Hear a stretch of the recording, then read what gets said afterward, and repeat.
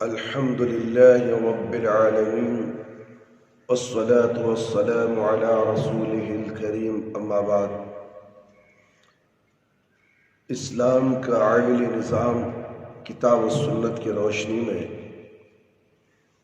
نکاح کی الگ مستقل تقریب اگر ناگزیر ہو تو یہ سلسلہ عام ہوتا جا رہا ہے کہ کسی وجہ سے اگر لڑکے یا لڑکی والے کچھ عرصے کے لیے رخصتی لینا یا کرنا پسند نہیں کرتے تو رشتہ مضبوط کرنے یا باہر لے جانے کے لیے کاغذات کی تیاری کی غرض سے بھاری بھرکم بارات سے پہلے ایک مختصر تقریب میں صرف نکاح کی کارروائی پوری کر لی جاتی ہے۔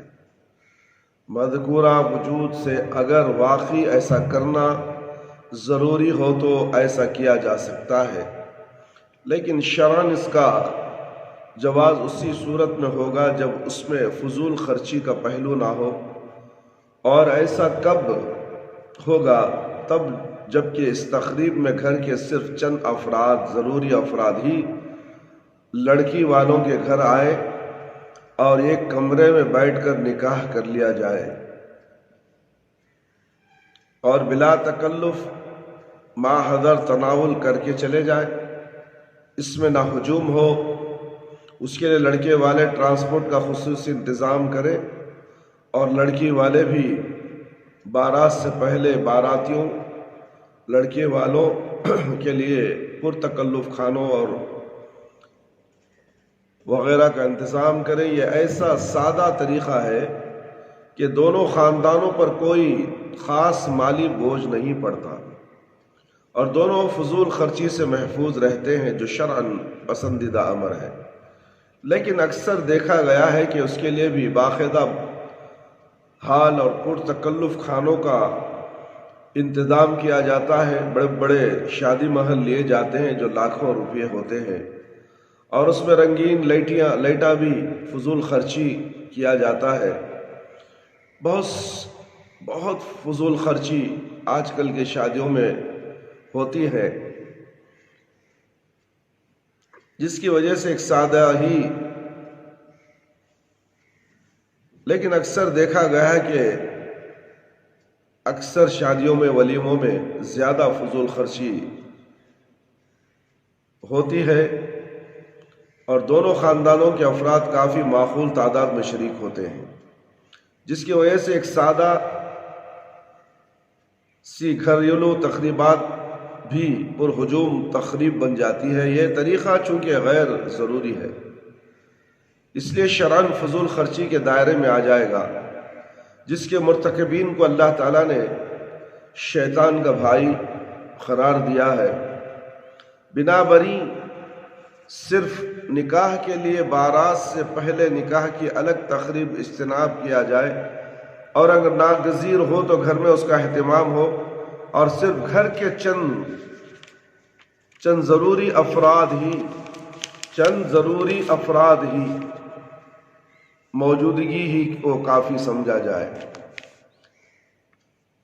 سلامتی یا نویتے بارات کی روانگی سے قبل دلہا میاں تیار ہو کر گھر میں بیٹھ جاتے ہیں، اور بارات میں شریک ہونے والے اہل خاندان دلہا کو سلامی دیتے ہیں۔ اس سے نویتا بھی کہا جاتا ہے۔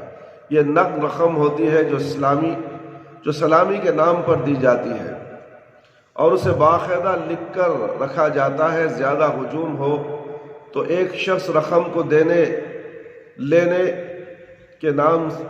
لینے والے کے نام کے ساتھ لکھتا جاتا ہے، جو دوست احباب اس موقع پر نہیں ہوتے وہ ولیمے کی دعوت میں دلہا یا اس کے والد کو دے دیتے ہیں۔ یہ رواج بھی اتنا عام ہے کہ شریک ہونے والے خاندان کا ہر بڑا فرد اور احباب میں سے ہر شخص اس سلامی یا نویتے کے بغیر شرکت میں سب کی محسوس کرتا ہے، اور اسے خواہی ناخواہی کچھ نہ کچھ ضرور دینا ہی پڑتا ہے۔ علاوہ ازیں نہ دینے پر گوزبان سے اظہار نہ ہو، دل میں خفگی ضرور محسوس کی جاتی ہے۔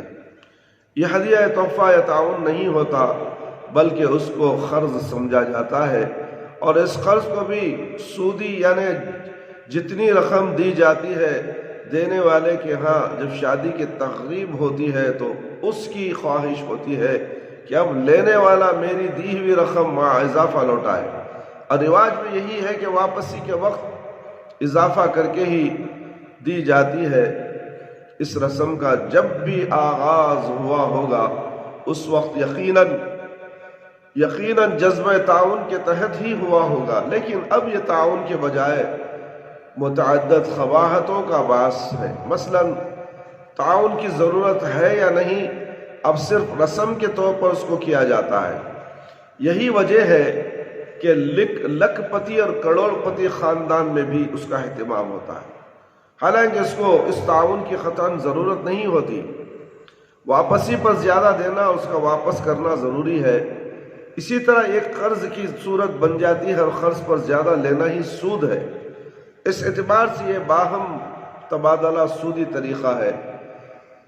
دعوت قبول کرنے کا حکم ہے، لیکن شادی یا بارات یا ولیمہ کی دعوت خالص دعوت نہیں رہتی، کیونکہ کچھ نہ کچھ دینا ضروری سمجھا جاتا ہے، جبکہ دعوت بے لوث ہوتی ہے اور اسے قبول کرنے کی تاکید ہے۔ اس اعتبار سے یہ بارات یا ولیمے کی دعوت بھی اسلامی دعوت نہیں ہے، بلکہ یہ خود غرض کا خود غرض کا یا باری اتارنے یا وصول کرنے کا ایک ایسا سلسلہ ہے جو شادی کی زیر بحث رسومات ہی کا ایک حصہ ہے۔ شادی نہیں، رسومات کا ایک حصہ ہو گیا ہے۔ اگر یہ شادی میں کچھ رقم دے دے تحفہ تحائف کے طور پر، پھر تو اگلا اس کو پھر واپس لوٹانا پڑے گا دوسری شادی میں۔ یہ تمام چیزیں ہیں میرے بھائی، یہ ضروری نہیں ہے۔ شادی میں تحفہ تحائف دینا جائز نہیں ہے۔ لڑکی کو اس کے ماں باپ جو بھی دیں گے اس کے حد تک دیں گے اسے، مگر شادی کی رسم، شادی کے دن اس کے بعد کھڑے ہو کر کوئی اعلان کرتا ہے کہ فلانا نے فلانا دیا، فلانا نے فلانا دیا، یہ تمام چیز غیر ضروری چیزیں ہیں، اس سے بچنے کی کوشش کریں۔ بنا بری ضروری ہے کہ دین کا صحیح شعور رکھنے والے سلامی یا نویتے کی اس رسم کا بھی خاتمہ کریں۔ اس کا بھی کوئی شرعی جواز نہیں ہے، البتہ کوئی رشتہ دار غریب ہے اور اسے تعاون کی ضرورت ہو تو اس کے ساتھ ضرور تعاون کیا جائے۔ اس کی دو صورتیں ہیں، آپ اگر صاحب حیثیت ہیں تو اس کے ساتھ اللہ کی رضا کے لیے، اللہ کو راضی کرنے کے لیے، اللہ کو خوش کرنے کے لیے اس کی مدد کیجئے، اس کے ساتھ تعاون کر دیں، نیز سادگی کے ساتھ شادی کرنے کی تلقین کریں۔ دوسرا، قرض حسنہ کے طور پر حسب ضرورت تعاون کر دیا جائے تاکہ اس کے گھر میں شادی کا کام آسانی سے، محتاجی کے بغیر، تکلیف اور پریشانی کے بغیر، فضول خرچی کے بغیر، پیارے نبی صلی اللہ علیہ وسلم کی سنت کے بغیر، سنت کے ساتھ، پیارے نبی صلی اللہ علیہ وسلم کی سنت کے ساتھ شادی کی کارروائی کو انجام دیں۔ کیا ہی بابرکت وہ شادی ہے جس میں فضول خرچی نہ ہو، سادگی کے ساتھ ہو، مسجد میں نکاح ہو اور مختصر ولیمے کی دعوت کی گئی ہو۔ انشاءاللہ ایسی شادیاں بابرکت ہوا کرتی ہیں، ہمیشہ برکت والی ہوتی ہیں، اور کسی قسم کی ازدواجی زندگی میں تلخیاں، پریشانیاں، جھگڑے وغیرہ نہیں ہوتے، اس لیے کہ شادی جو ہوئی ہے وہی اللہ اور اللہ کے رسول صلی اللہ علیہ وسلم کے بتائے ہوئے طریقے سے سیدھی سادی شادی ہوئی ہے، نکاح ہوا ہے۔ اللہ ضرور ایسے شادیوں میں برکت نازل فرماتے ہیں۔ میرے بھائی، میرے دوست، آج کل جو فضول خرچی کی شادیاں ہو رہی ہیں اس سے بچنے کی کوشش کریں۔ شاید کہ فضول خرچی کی شادی کے اندر جو خرچ کیا جاتا ہے کسی 10 غریب بچیوں کی شادیاں ہو سکتی ہیں۔ کیا ہے کوئی مالدار اس طرح کا کام کرے کہ اپنی بچی کی شادی میں شان و شوکت سے، ریاکاری سے، لوگوں کو دکھانے کے لیے ہزاروں کروڑوں روپے خرچ کر دے، اور معاشرے کے اندر کتنی بیٹیاں بیٹھی ہوئی ہیں جن کے پاس پیسے نہیں ہیں، ان کے نکاح نہیں ہوئے۔ کیا اس طرف کبھی توجہ دیا انہوں نے، مالداروں نے؟ کیا کوئی ایسا نظام بنایا ہے کہ جتنے بھی مسلم گھرانے ہیں تلاش کیا جائے، ایک لیسٹ فہرست تیار کی جائے تاکہ مالدار سب مل کر ان غریب بچیوں کی سیدھی شادی کر دی جائے، سنت کے مطابق بغیر فضول خرچی کے نکاح کر دیا جائے؟ میرے بھائی، بہت اجر و ثواب کا کام ہے یہ۔ آپ مالداروں سے گزارش ہے کہ آپ یہ کام کو سر انجام دیں۔ بہت سی لڑکیاں گھروں میں بیٹھی ہوئی ہیں جن کے ماں باپ کے پاس شادی کے لیے پیسے نہیں، جوڑا جہیز کے لیے پیسے نہیں۔ یہ جوڑا جہیز جو ہے ہندوانہ رسم ہے، آج مسلمانوں میں رائج ہو چکی ہے۔ آج حکومت بھی اس سے منع کرتی ہے کہ جہیز لینے والا مجرم ہے۔ تو میرے بھائی، کیسے ہو سکتا ہے کہ مسلمانوں میں اس رواج کو ابھی بھی قائم رکھا ہے؟ تو اس کو توڑنا ضروری ہے، اس کو ختم کرنا ضروری ہے۔ جب لڑکا خود کمائے، اپنی معاشی زندگی کو خود خرچ کرنے والا اور بیوی کو پالنے والا، صاحب استطاعت ہو، اپنے پیروں پر کھڑے ہو کر اپنی بیوی بچوں کی کفایت کرنے والا، کفالت کرنے والا ہو، جب جا کر کہیں شادی ہو سکتی ہے۔ لوگوں کے پاس، لڑکی والوں کے پاس بھیک مانگ کر یہ شادی کرے گا، پھر اسی پیسوں سے ولیمہ بھی کرے گا۔ اللہ اکبر! کتنا بڑا جرم ہے میرے بھائی، میرے دوست۔ اپنے پیسوں سے مختصر 10 آدمیوں کو کھانا کھلا دے، ولیمہ ہو جائے گا۔